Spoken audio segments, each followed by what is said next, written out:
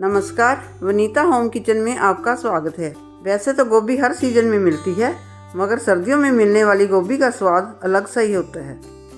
आज हम बनाएंगे गोभी के परांठे, वो भी एकदम नए तरीके से, जिससे कि ना तो पराठा फटेगा और बिल्कुल ढाबे जैसा क्रिस्पी बनकर तैयार होगा। वीडियो बिना स्किप किए हुए पूरी देखना। और रेसिपी शुरू करने से पहले अगर मेरे चैनल पर पहली बार आए हैं तो मेरे चैनल को सब्सक्राइब करें और बेल आइकन प्रेस करें ताकि मेरे आने वाली वीडियो की नोटिफिकेशन आपको सबसे पहले मिले। चलिए शुरू करते हैं। इसके लिए मैंने 500 ग्राम गोभी का फूल अच्छी तरह से धोकर और उसको सुखाकर ले लिया है। अब हम गोभी को ग्रेटर से मीडियम वाली साइड से ग्रेट करेंगे। देखिए, हमने सारी गोभी ग्रेट कर ली है। अब हम इसमें एक कटी हुई हरी मिर्च, 1 चम्मच ग्रेट किया हुआ अदरक, बारीक कटा हुआ हरा धनिया, 1 चम्मच जीरा पाउडर और 1 चम्मच लाल मिर्च पाउडर डालेंगे। मिर्ची आप अपने स्वाद अनुसार डाल लेना। आप सोच रहे होंगे कि मैंने नमक ऐड क्यों नहीं किया। मैं आपको एक ट्रिक बताती हूँ। अगर हम गोभी में अभी नमक डाल देंगे तो गोभी पानी छोड़ देगी और हमारा पराठा फट सकता है। इसलिए जब हम पराठा बनाने के लिए लोई लेंगे, उस लोई में जितना मिक्सचर हमने डालना है उतने ही मिक्सचर में नमक हम साथ साथ डालेंगे। इससे हमारा पराठा कभी भी नहीं फटेगा। आप भी इस ट्रिक से बनाकर देखिए, आपका पराठा भी कभी नहीं फटेगा। ये देखिए, मैं उतने ही मिक्सचर में नमक डाल रही हूँ जितना कि मुझे एक पराठे के लिए मिक्सचर चाहिए। नमक को अच्छे से मिक्स करेंगे और अब हम एक बड़े से साइज़ की लोई लेंगे और उसको हाथ से ऐसे दबाकर एक कटोरी की शेप बना देंगे। इसका बीच वाला हिस्सा थोड़ा मोटा रखना है और साइडें पतली रखनी है। अब इसमें मिक्सचर भर देंगे और इसको गोल गोल घुमाकर हाथ से सील कर देंगे। आप भी ऐसे बनाइए तो कोई भी बिगिनर बड़ी आसानी से बना सकता है। अब हम चकले पर थोड़ा सूखा आटा लगाकर हाथ से ऐसे चारों तरफ से प्रेस कर देंगे। अब हम इसको बेलना शुरू करेंगे। इसको हल्के हाथों से साइडों से ही बेलना है।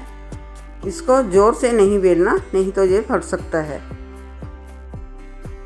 अब इस पे थोड़ा सा सूखा आटा और लगाएंगे और इसको चारों तरफ से रोटेट करते हुए बिल्कुल हल्के हाथों से बेलेंगे।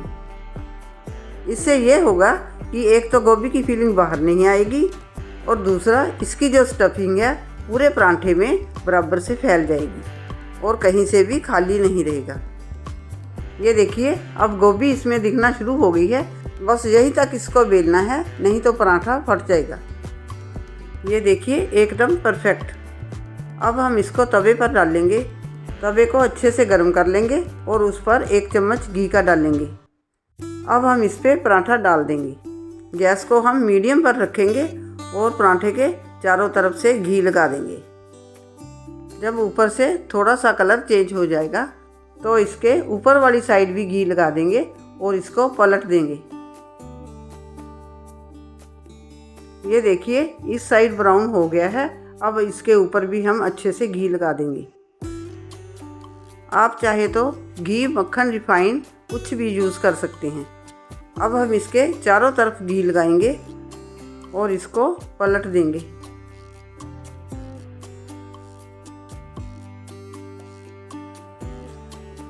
अब इस साइड भी अच्छे से घी लगाएंगे। घी लगाने में बिल्कुल भी कंजूसी नहीं करना, क्योंकि इससे ही पराठा क्रिस्प बनता है। एकदम जैसे ढाबे में बनता है ना, वैसा ही बनकर तैयार होगा। अब हम इसको 3-4 बार उलट पलट करके हल्के हाथों से पलटे से दबाएंगे। ये देखिए, पराठा एकदम ढाबे जैसा गोल्डन ब्राउन बनकर तैयार हुआ है। और देखिए, बिल्कुल भी फटा नहीं है ना कितना आसान। मैं आपको एक बार फिर से बनाकर दिखाती हूँ। अगर मेरी वीडियो पहली बार देख रहे हैं तो मेरी वीडियो को लाइक करें, शेयर करें और चैनल को सब्सक्राइब करें।